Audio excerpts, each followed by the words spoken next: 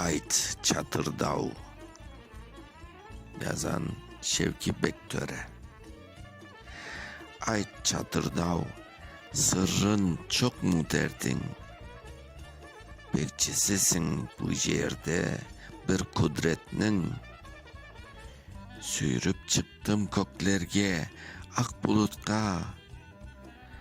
Tanışsın sen bu eski öksüz yurtka. Köp yaşadın, köp gördün, köp çektin belki. Sen bir tilsiz tarihsin en evvelki. Neler geçti başından, köp yaşından. Kaysı izni sorayım ak taşından.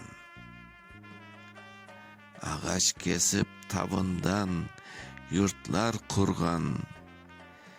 Kimdi sende bunu iş buyurgan? Göz yaşımlı başımdan ağargan tuman. Yazda kışta münserep bürkürep turgan. Başın şaşın ağargan, ne keder gördün. Kayday kaygı, kay dertmen, dertlenip yürdün. Kay bulutlar karartıp, yüreğin yaktı. Kay kollarman silindi, başının baktı. Kim baltalap tavını yaktı. Kurt börünü kim kıstap targa tıktı. Yüreğinde ot var mı tütünün şığa? Erivin yok mu ken kökte ne canın sığa?